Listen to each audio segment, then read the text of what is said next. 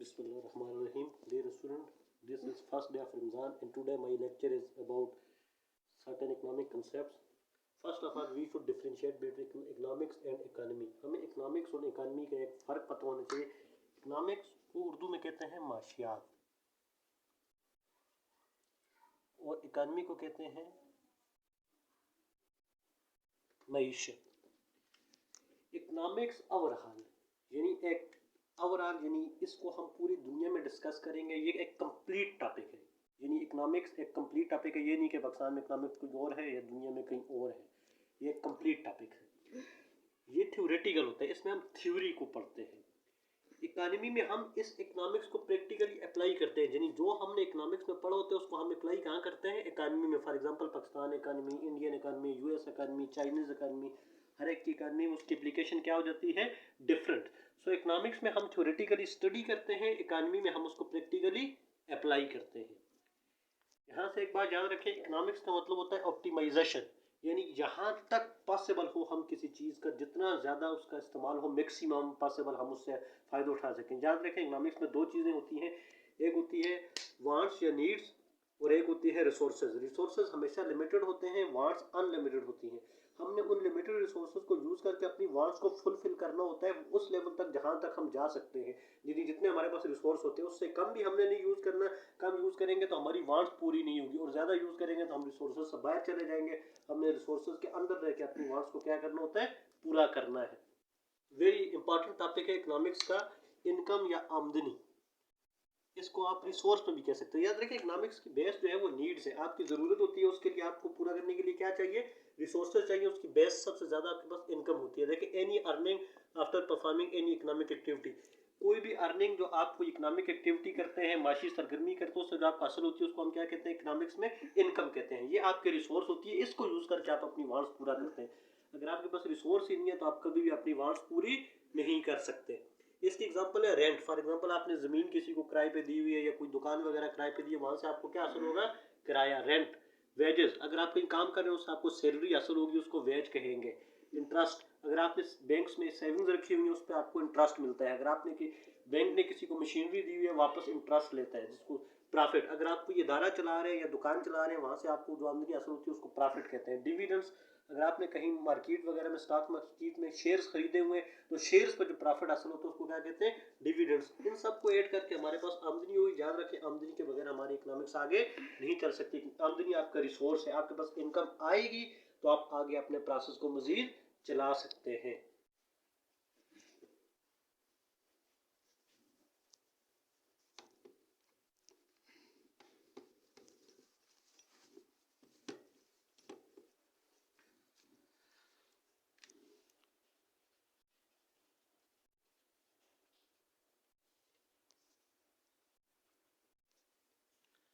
जैसे अभी मैंने आपको बताया कि इकोनॉमिक्स में हमें हमारी नीड्स होती है. नीड्स हमारी दो तरह की होती हैं, गुड्स एंड सर्विसेज. गुड्स जो चीज़ें हम खरीदते हैं, सर्विसेज जो हमें सर्विसेज मिलती है. फॉर एग्जांपल हॉस्पिटल की सर्विस, स्कूल की सर्विस, ट्रांसपोर्ट की सर्विसेज. लेकिन गुड्स हो या सर्विसेज हो उनकी हमें क्या पे करनी पड़ती है?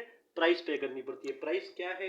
Any numeric value which you given after using a product. किसी चीज़ को इस्तेमाल करने के बाद जो आप उसकी वैल्यू पे करते हैं उसको क्या कहा जाएगा?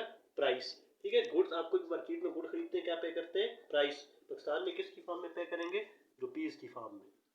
और सर्विसेज, अगर आप कहीं कॉलेज वगैरह जाते हैं, हॉस्पिटल जाते हैं, वहाँ सर्विसेज यूज़ करते हैं, उसके बदले आप जो पैसा पे करेंगे उसको इकोनॉमिक्स में क्या कहा जाएगा? वो उसकी प्राइस होगी. ठीक है. तो ये याद रखना है कि इकोनॉमिक्स की बेस क्या है? इनकम. अगर आपके पास इनकम नहीं है तो आप इकोनॉमिक्स को कभी भी आगे मजीद यूज़ नहीं कर सकते. ठीक है. वो आपका रिसोर्स है. तो बेसिकली इकोनॉमिक्स ऑप्टिमाइजेशन है. इसमें हमने अपनी नीड्स को पूरा करना होता है. किसके थ्रू? गुड्स एंड सर्विसेज के थ्रू. और उसके लिए हमें क्या चाहिए? रिसोर्स चाहिए जो बेसिकली इनकम की फॉर्म में होता है. जिसमें इनकम में हमें आपको पता है rent, wages, interest, profit, dividends और भी बहुत सी चीज़ें. जैसे भी आप पैसा कमाएं वो सारा किस में आ जाता है? इनकम में आ जाता है. इनकम के इकोनॉमिक्स में दो पार्ट होते हैं, आपने याद रखना है. इनकम के इकोनॉमिक्स में दो पार्ट होते हैं.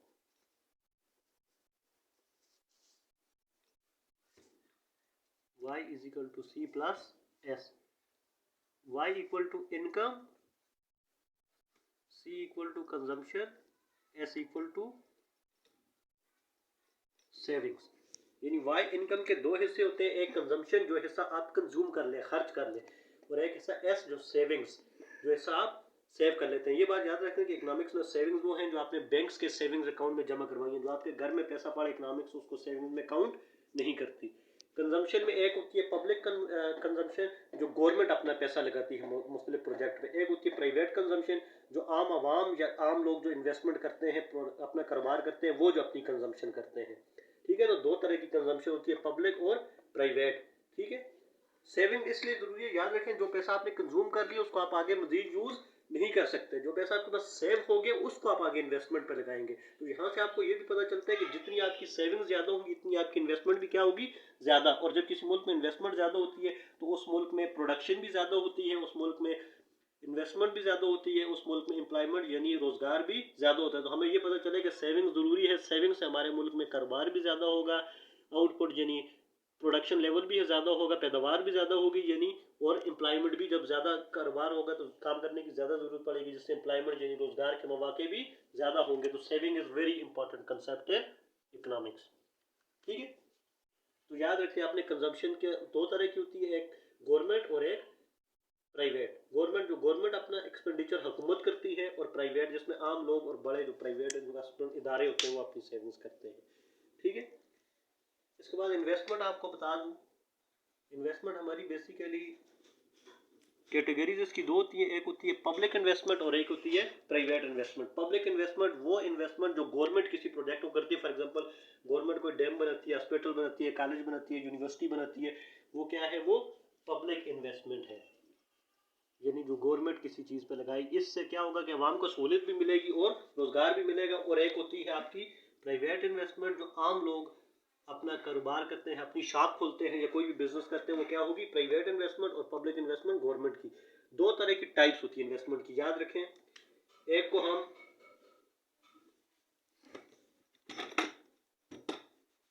दो टाइप्स होती है इन्वेस्टमेंट की, याद रखें। पहली है ऑटोनोमस उन्मुख्तार, दूसरी है इंड्यूस्ड तरगीब याफ्ता। ऑटोनोमस वो इन्वेस्टमेंट है जो आपकी इनकम पे डिपेंड नहीं करती। Type of investment which does not depend upon level of income is known as autonomous investment.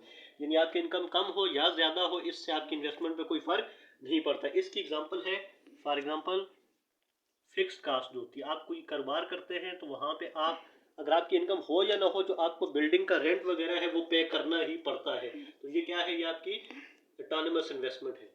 और इंड्यूस इन्वेस्टमेंट वो होती है जो किस पे डिपेंड करे, इनकम पे। यानी जैसे जैसे आपकी इनकम ज्यादा होगी आपकी इन्वेस्टमेंट भी क्या होती जाएगी, ज्यादा होती जाएगी। यानी फॉर एग्जांपल ये इनकम है, ये आपकी इन्वेस्टमेंट है, इनकम 100 थी, इन्वेस्टमेंट 150, इनकम 150 हुई तो इन्वेस्टमेंट कितनी हो गई, 200। इनकम ज्यादा होने से आपकी इन्वेस्टमेंट भी क्या हो गई, इंक्रीज।